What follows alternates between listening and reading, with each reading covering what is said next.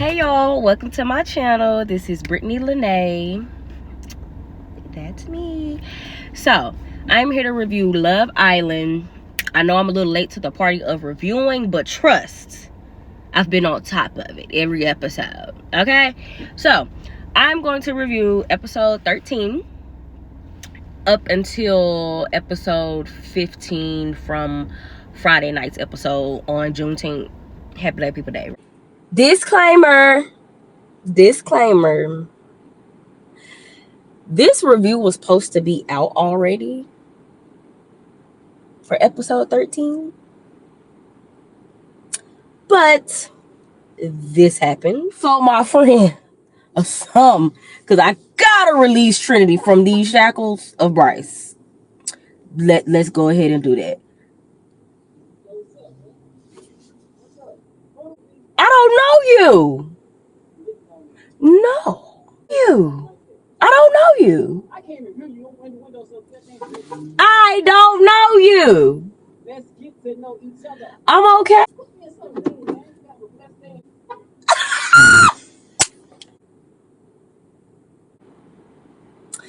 So yeah, I encountered that. A fool. That's who I encountered and what I encountered. A fool. A straight fool who thought I was finna roll my window down and have a conversation with said fool. Never. So yeah, that threw everything off, from my natural light that I had, all of that, to videos that I thought I saved was that. So this is a re-record for episode 13. I do apologize. This is going to be uploaded, and then 14 and 15 are going to be uploaded behind it. So just wanted to give that little disclaimer. Anyway, on to the video. We start off episode 13 of the continuation of Casey and Anaya talking. So Anaya goes and talks to Trinity. Casey goes and talks to Ed and Eddie, Zach and Bryce. He goes and talks to them. She goes and talks to her. Basically, Anaya is just saying how she just wanted him to be serious for 5 minutes, and I guess really just be truthful with her. He's coming from a standpoint of, well, I can't be serious all of the time, but like just trying to reassure her that, you know, it's gonna take a while, like it's gonna take something long for somebody to come and turn your head, or something good for somebody to turn your head from her, and that you really respect the connection that you and her have to not go and explore. I get what he's saying, but it's also, I get what Anaya is saying. It's like, we were paired with each other by default, then America voted us together. Am I your safe option? You know what I'm saying? So I get what both of them are saying. I just think there's a miscommunication between complete honesty and just, if he truly wants to explore, you trying to worry about her feelings. I mean, I get it, but like, it's Love Island. Explore. If y'all are meant to come back together, y'all will, but just go out and do it. Just go and explore. But Trinity is just really like giving her advice, like, if he wants to explore, so let him go and talk, and let that be what it is. Then you got Ed and Eddie, Beavis and Butthead, telling him like, maybe you need somebody more like up. Like, no, Zach, maybe you need somebody more, because you haven't talked to anybody else besides Kata, and when you tried to lock it down with Kata, she basically X'd that shit. So Bryce, I don't think he liked Trinity for real, so I wouldn't be taking advice from him for shit. I'm sorry, them are the two wrong people KC need to be talking to, because they are planting seeds in both of their heads and in both of their ears so that they can break them apart. I just think Bryce and Zach are trying to get into Casey and Anaya's head to like break them apart. They're trying to play the game, essentially. I think people are forgetting that this is a game show, so I think they're really trying to play the game, and they just trying to get into their head. Caleb pulling Jen for a chat, and him letting her know that, you know, I talked to Kenzie, I'm gonna explore, do X, Y, and Z. Jen let it be known, baby, I'm with Gabe. I want to kind of stay there, right? But she's also giving him advice as to say, like, I think she basically saying like she think Kenzie is gonna choose him and go to him. She just needs to do whatever she needs to do with Corbin. And I feel like low-key he set her up kind of like Mel set Kenzie up at the beginning of the season when he said, no, I really think he likes you. And he didn't. He stood on that red. So I think Jen kind of set him up for the okie doke, especially knowing how the episode ends, right? So they talk. Well, then Kenzie and Corbin are talking, and not Kenzie and Corbin, I'm sorry. Zach and Bryce are talking, and they're talking about like the hideaway and how that happened, and they're coming to the conclusion that now that the hideaway was open, now the other girls maybe want to be like touchy and feely with their men and stuff like that. Bryce asked him, now after the hideaway experience, how do you think it's gonna go with you and Kata? Zach is more so of like, I think we're still open.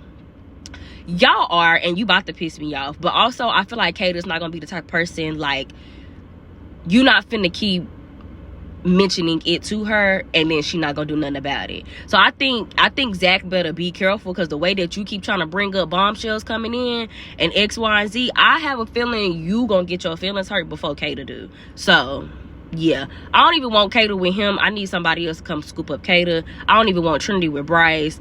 Bryce starts saying how he thinks Trinity likes him, like actually likes him now and stuff like that. I'm just like, it's mighty different how after you had that conversation with Zach and he tried to convince you that Trinity didn't like you for real, or didn't understand your jokes and stuff. Now you seem like you singing a different tune that you think she does like you and X, Y, and Z. Bye. Goodbye. So everybody is getting ready for bed.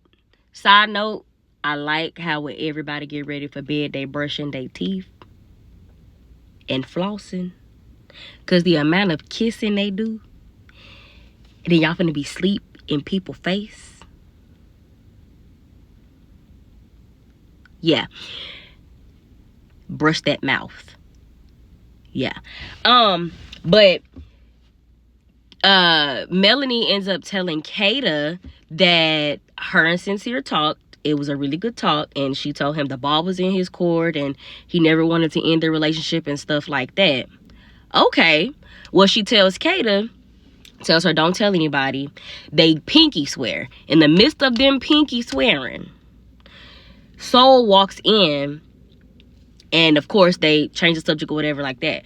Well, Soul brings up to Caleb later on, as everybody was getting ready for bed, like, there's so much secrets. I walked into the glam room and Melanie and Kata were like whispering and pinky promising, and she was like, I'm a little curious as to what's going on. Girl, you should have been curious. You should have been curious. But Trinity ends up coming out. Zach is laying in the spot with Bryce. Trinity came and said, get the F out my spot. Trinity, I know that's right, girl, because he needs to get up. Then he told her, oh, you're sleeping with Kata. Zach, pack your bags. You finna go. I can't stand you. I'm ready for you to go. And I'm ready for somebody to come in and swoop Trinity up from Bryce. I cannot do it. I can't.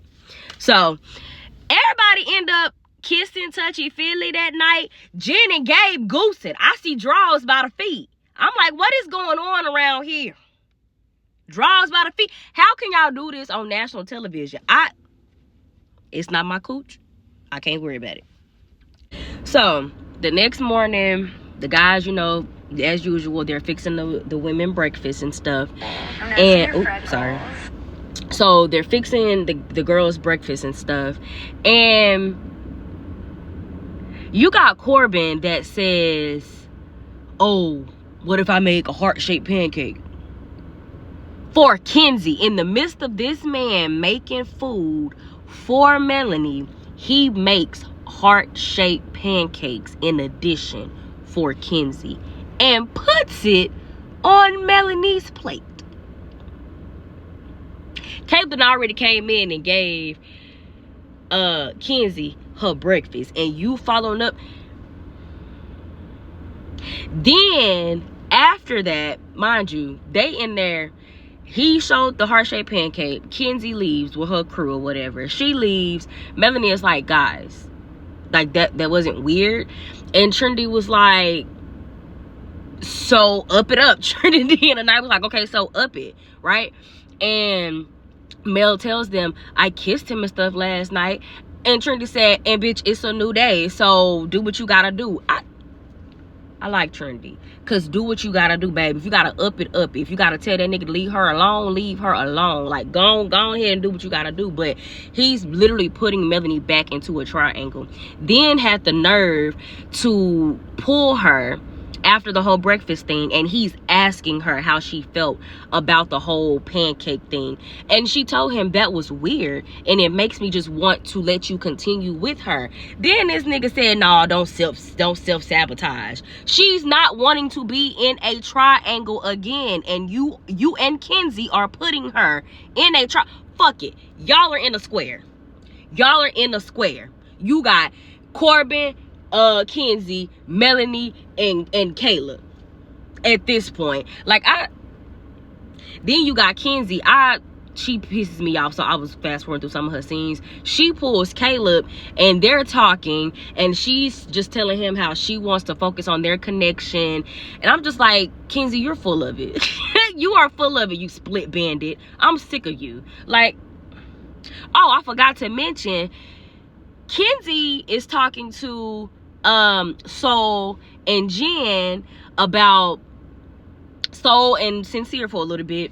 Then it skips from there. Oh, then talking about Melanie and Corbin, and Soul is like, I mean, I think she sees it. Like, he doesn't have to tell her anything. She can see what's going on.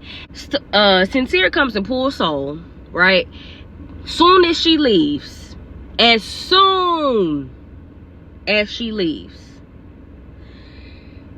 Kenzie scoops up to Jen. I'm gonna tell you this. I'm not gonna tell Soul, but I trust you, right? Me and Caleb like made out. We like very intense. Here go Jen. Oh my god, that's why he made you the heart-shaped pancakes. Oh, and then he did it right in front of Melanie. Like, I'll be like, damn. Here go Kenzie. Yeah, I need that shit. What do you need, boo? To feel like you got chosen after you were told at the beginning of the season that you weren't the preference, basically. So now you want to feel like you got chosen. See, you in secret competition with Melanie. Y'all thought Bea was in secret competition and was a hater spirit. Nah, Bea just called it out. No, Kenzie is in true competition with Melanie, because she in this competition that Melanie don't even know. You want to feel like you got chosen. You need to be focused on your connection with Caleb, but you not, and you blowing smoke up that nigga. Like, Kenzie, you have to go. Jen, you gotta go right along with that. And oh, I forgot to mention how when Soul said that Kenzie is like a chicken running around, Corbin catches the chicken, then lets the chicken go, and then Caleb says, I want that chicken. You know, she probably didn't even mean it like that, but I feel like Soul know that she a bird. Like, you're exhibiting bird behavior, Kenzie. I'm ready for you to go. Oh, in the midst of her having that conversation with Caleb and telling him how she wants to focus on him and stuff like that, they start having a conversation about vision. He got 2013 vision, she got 2030 vision. She says that 2030 is better than 2013 vision. And he keep trying to tell her, nah, babe, 2013 is better vision. She says, oh, I've been in nursing school. The way your classmates have been flaming you online, Kenzie, you can't be my nurse if my life depended on it. If you were the last nurse, I'd rather die than have you as my nurse. And what you going to nurse school got to do with ophthalmology? It cuts to Soul and Sincere talking, and she's like asking him how he describes her to the guys. He's saying she's a ball of fresh air. She's saying how he actually tries to get to know her with other relationships, that she had been talking to them for a while before, like, she realized that, like, they don't really ask about me, and they don't really ask about, like, stuff to get to know me. And Sincere was just like, you know, I feel like that's a part of it, like, getting to know people. And getting to know their likes and their wants and stuff like that. So then they kissy, they doing all that, right? Then it cut to Kenzie and what's that boy, Corbin, ChatGPT, the robot. They get to them, they talking, it's raining and stuff, and Kenzie again is trying to argue about what white noise is. Like, she's trying to argue just about like simple facts, talking about rain is not white noise. Is it subjective? It could be, but like, it's all just noise for people to go to sleep. And so yeah, I'm sick of them. He mentioned something about soul talk that let you know that I don't really like Kenzie, so I really don't pay attention to her scenes for real like that. So I'm not even finna hold y'all on that. Somebody get a text. I got a text. They got a text, right? Recoupling. However, with the recouple, they have to choose each other. Basically, write a note. You will write a love letter to whoever you want to choose. You're gonna put it up in their mailbox, right? So now everybody freaking out. Everybody is saying how you know, they nervous and they trying to see how shit is gonna unfold. You get sold in that confession to be like, this gonna show who feeling who, residual feelings. She was like, somebody's feelings is gonna be hurt. I literally said, sister, mama, it might be you. It might be you, so damn it. A little foreshadowing. Hello. Her feelings was hurt. Like, production is messy because y'all be putting stuff and be foreshadowing. Y'all is messy for that. I legit said, sister, it might be you. Sorry. So everybody's trying to figure out how they gonna get, who they gonna write that letter to, how they gonna say it, right? The first few people that went the first two people that went was Trinity and Bryce. Theirs was cute or whatever. I still don't like them together, but for this challenge, it was cute. Side note, I like how Bryce may be telling Trinity things that Zach is saying, because in her letter to Bryce, she said, I get all of your jokes and X, Y, Z. So I'm like, I like you, Trinity. I like you. You here, right?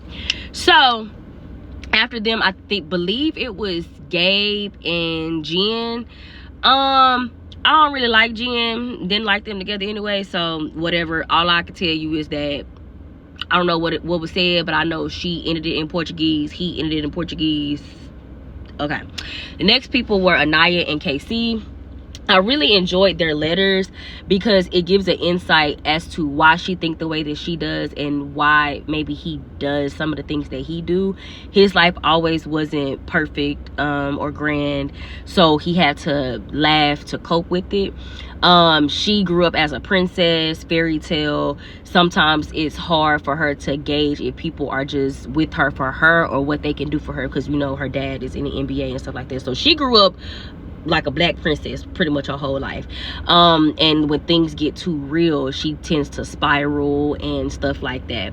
So I just like how they reassured each other by telling a little piece of themselves. And KC even was like, damn, this is good. Like, he was getting emotional, she was getting emotional. I think it was a really good thing. I just hope that it stays, because they've been arguing for the past 2 episodes or whatever like that. Who was next after that? I don't even know who was next after that.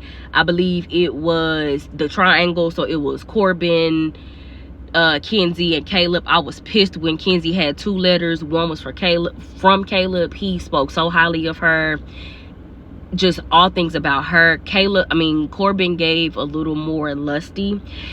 She didn't write Caleb a letter, so Caleb's mailbox was empty. I did feel sorry for him. He just looked heartbroken. And when Corbin opened up his mailbox, he only had 1 letter, which was from Kenzie. When she saw that he only had 1 letter, her face looked like it dropped. You wanted to be chosen over Melanie. I knew it. You wanted to be chosen over Melanie, so your face dropped when you seen he only had 1 letter in there, and that letter was from you. She didn't want him anyway because he never left you alone, and she didn't want to be in no triangle, so she didn't even write to him. You still lost, loser. So yeah, Corbin and Kenzie says America can't break them up. You want to bet? You want to bet we won't? Oh, okay. I bet y'all get voted last. Yeah. But after them, it was Soul, Sincere, and Melanie. Soul and Melanie wrote a letter to Sincere, so he had two. Unfortunately, he chose to go with Mel. They're very toxic with each other, and I think him and Soul would have been a good couple, but he just wasn't serious. I really think he used Soul to make Melanie jealous, and it worked, and it got her to calm down a little bit. So he goes back to Melanie. Let his mama tell it. His mama act like that. His mama, I mean, he can handle Melanie, so whatever. But he didn't choose Soul. It was sad. It really was. It was just like, Soul girl, you stuck to him. You was supposed to go out and explore as a bombshell. You too, Caleb.